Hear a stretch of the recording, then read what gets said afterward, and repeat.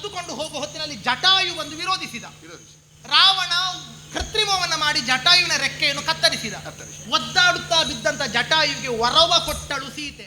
ರಾಮನ ಕಾಣುವ ತನಕ ನಿನ್ನ ಪ್ರಾಣ ಪಕ್ಷಿ ಹಾರಿ ಹೋಗದೇ ಇರಲಿ, ನೀ ಬದುಕಿರು ಜಟಾಯು ಅಂತ ಹೇಳಿದಳು. ಸತ್ಯ ಆಗಿದೆ.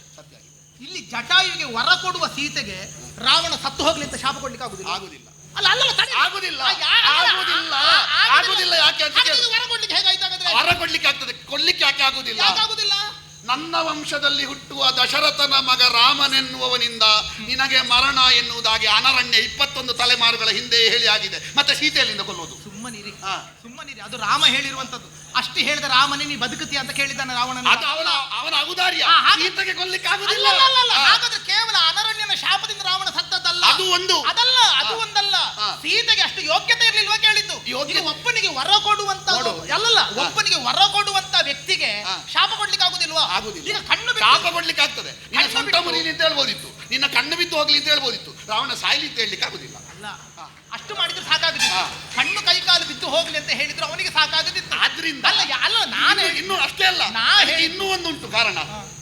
ಅಲ್ಲಿ ಕೈಕಾಲು ಬಿದ್ದು ಹೋಗ್ತಿದ್ರೆ ರಾವಣನೊಬ್ಬನೇ ಪ್ರತಿಬಂಧಕನಾದವ, ನಿಯಂತ್ರಿಸಲ್ಪಟ್ಟಿದ್ದ.